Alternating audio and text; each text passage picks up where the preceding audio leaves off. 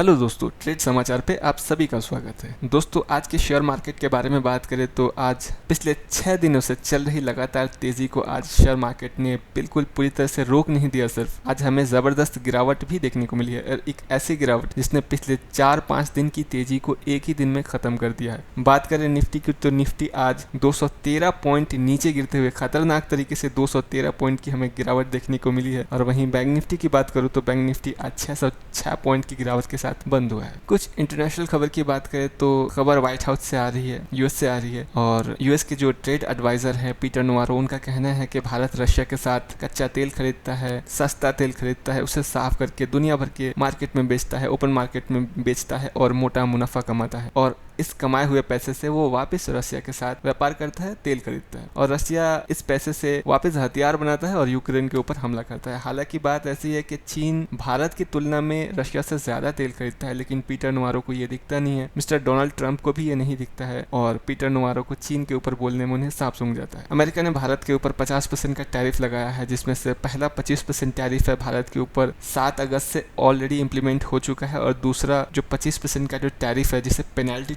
Tariff करते हैं, वो अमेरिका कहता है कि ये पेनल्टी टैरिफ है। ये दूसरा 25% जो टैरिफ है हमारे ऊपर 27 अगस्त से लगना है। और ध्यान देने वाली बात यह है कि यूएस का जो डेलीगेशन इंडिया आना था वो 25 तारीख को आना था, और वो कैंसिल हो गया था, उन्होंने कैंसिल कर दिया था, वो नहीं आए थे। ध्यान रखने वाली बात यह है कि अमेरिका जो है भारत के एग्रीकल्चर सेक्टर में घुसना चाहता है, डेयरी सेक्टर में घुसना चाहता है, लेकिन केंद्र सरकार ने भी इस बात को बार बार कहा है कि जो हमारे किसान हैं, मछुआरे हैं, इनके हित को ध्यान रख करके ही कोई फैसला लिया जाएगा। ना तो हम किसी के दबाव में आते हैं, ना ही किसी के प्रभाव में आते हैं। भारत के विदेश मंत्री एस जयशंकर अभी रशिया में है, वहाँ पे उनकी बहुत सारी इंपॉर्टेंट बात हुई है रशिया के साथ। इससे पहले भी अजीत डोवाल जो हैं वो रशिया गए थे, वहाँ पे उन्होंने व्लादिमीर पुतिन जो कि रशिया के राष्ट्रपति हैं उनके साथ मुलाकात की थी, और उनके साथ भी बहुत सारी अहम बातों को लेकर के चर्चा हुई थी। चीन की बात करूँ तो चीन के विदेश मंत्री वांग ही भारत आए थे, और ऐसा भी बताया जा रहा है कि भारत के प्रधानमंत्री नरेंद्र मोदी जी और चाइना के जो राष्ट्रपति हैं शी जिनपिंग, उनकी बहुत जल्दी एक मुलाकात भी होने वाली है। बात करते हैं अभी हमारे शेयर बाजार की। अगले शेयर की बात करूँ तो ये जेन टेक्नोलॉजी से निकल करके आ रही है। आज हमें जेन टेक्नोलॉजी में 5% की बढ़त देखने को मिली है। बताया जा रहा है कि कंपनी के इस क्वार्टर के जो नतीजे आए हैं, रिजल्ट आई है, वहाँ पे हमें कंपनी के प्रॉफिट में 180% से ज़्यादा की बढ़ोतरी देखने को मिली है। साथ ही साथ इस कंपनी को मिनिस्ट्री ऑफ डिफेंस से कुछ नए ऑर्डर भी मिले हैं, और जेन टेक्नोलॉजी एंटी ड्रोन सिस्टम बनाने पे काम करती है। और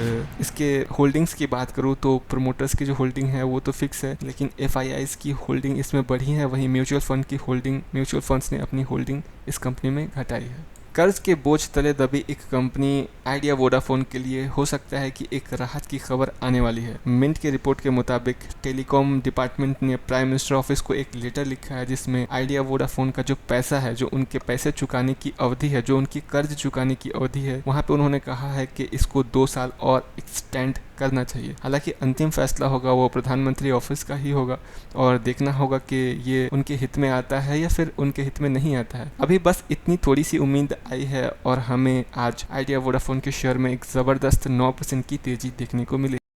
तो ये था आज का हमारा ट्रेड समाचार। दोस्तों, FII और DIIs का डेटा भी आ चुका है। हमेशा की तरह FIIs ने आज 1652 करोड़ रुपए से अधिक की सेलिंग की है। वहीं DIIs ने उम्मीद के परे जाकर के DIIs ने भी आज सेलिंग की है, और उनकी सेलिंग लगभग 270 करोड़ रुपए की रही है।